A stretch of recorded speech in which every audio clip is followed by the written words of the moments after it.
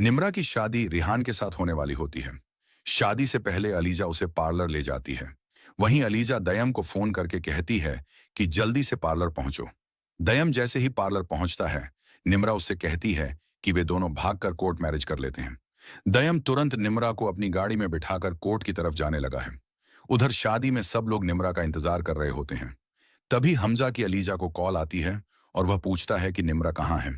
ELISA घबराकर कह देती है कि निम्रा दयम के साथ भाग गई है। यह सुनते ही हमजा बहुत परेशान हो जाता है। जब शादी में सब लोग निम्रा के बारे में पूछते हैं तो वह गुस्से में सबके सामने बता देता है कि निम्रा दयम के साथ भागी है। ये बात जैसे ही फरीद साहब को पता चलती है, उन्हें हार्ट अटैक हो जाता है और वे बेहोश हो जाते हैं। हमजा तुरंत उन्हें अस्पताल ले जाता है। रास्ते में वह निम्रा को फोन करता है और कहता है, तुम्हारी वजह से अब्बू को हार्ट अटैक आ गया। यह सुनते ही निम्रा कोर्ट में निकाह नहीं करती और तुरंत दयम के साथ अस्पताल पहुंच जाती है। हमजा उससे कहता है कि अब्बू के लिए दुआ करो। तभी डॉक्टर बाहर आकर बताता है कि फरीद साहब अब खतरे से बाहर हैं। यह सुनकर हमजा और निम्रा दोनों राहत की सांस लेते हैं और कमरे में जाते हैं। निम्रा अपने अब्बू से कहती है कि उसने दयम से निकाह नहीं किया।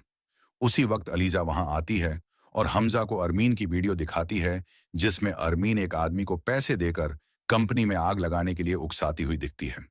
ये देखकर हमजा और फरीद साहब दोनों गुस्से से भर जाते हैं। अलीजा बताती है कि अरमीन नहीं चाहती थी कि निम्रा और दयम की शादी हो, इसीलिए उसने यह सब किया।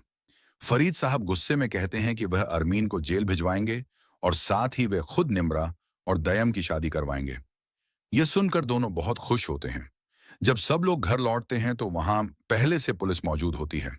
पुलिस बताती है कि वे अरमीन को करप्शन केस में गिरफ्तार करने आए हैं। फरीद साहब पुलिस को बताते हैं कि कंपनी में आग भी अरमीन ने लगवाई थी, इसलिए उसे ले जाओ। अरमीन रोते हुए हमजा से माफी मांगती है, लेकिन तभी निम्रा बताती है कि अरमीन की मां ने अलीजा को सीढ़ियों से धक्का दिया था, जिसकी वजह से अलीजा का बच्चा गिर गया था। यह सुनकर हमजा गुस्से में अरमीन से कहता है कि वह उसे कभी माफ नहीं करेगा। पुलिस अरमीन को थाने ले जाती है। तभी अलीजा हमजा और फरीद साहब को अनुषा की वीडियो दिखाती है, जिसमें अनुषा बता रही होती है कि सिकंदर ने उसे धोखे से शादी करके तलाक दे दिया और उसकी जिंदगी बर्बाद कर दी। ये देखकर फरीद साहब और हमजा दोनों गुस्से में आ जाते हैं। फरीद साहब अपने वकील को बुलाकर सिकंदर को अपनी प्रॉपर्टी से निकाल देते हैं और कंपनी की मालकिन अलीजा को बना देते हैं। अलीजा सिकंदर के ऑफिस पहुंचती है और उसे बताती है कि अब वह कंपनी का मालिक नहीं रहा। सिकंदर विश्वास नहीं करता, लेकिन अलीजा उसे वह फाइल दिखाती है जिसमें उसका नाम मालिक के तौर पर लिखा होता है। अलीजा अपने सिक्योरिटी गार्ड से कहती है कि सिकंदर को बाहर फेंक दो। सिकंदर सड़क पर आ जाता है और पछतावे में डूबा होता है। तभी एक कार उसे टक्कर मार देती है और वह बुरी तरह घायल हो जाता है। उसी रास्ते से हमजा गुजर रहा होता है। वह भीड़ देखकर रुकता है और घायल सिकंदर को पहचान कर तुरंत अस्पताल ले जाता है। डॉक्टर उसे इमरजेंसी में ले जाते हैं। अलीजा और फरीद साहब भी पहुंच जाते हैं।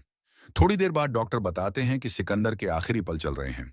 हमजा और अलीजा कमरे में जाते हैं, जहां सिकंदर बस इतना कह पाता है, अनुषा मुझे माफ कर देना, और उसकी आंखें बंद हो जाती हैं। अलीजा कहती है कि जैसे सिकंदर ने अनुषा के साथ किया, वैसे ही उसे अपनी सजा मिल गई। एक साल बाद वह दिन आता है जब निम्रा और दयम की शादी होती है। सब लोग बहुत खुश होते हैं। मौलवी साहब निकाह पढ़ाते हैं और पूछते हैं, क्या आपको निकाह कबूल है? निम्रा और दयम दोनों एक साथ कहते हैं, कबूल है फरीद साहब। खुशी खुशी अपनी बेटी की रुखसती करते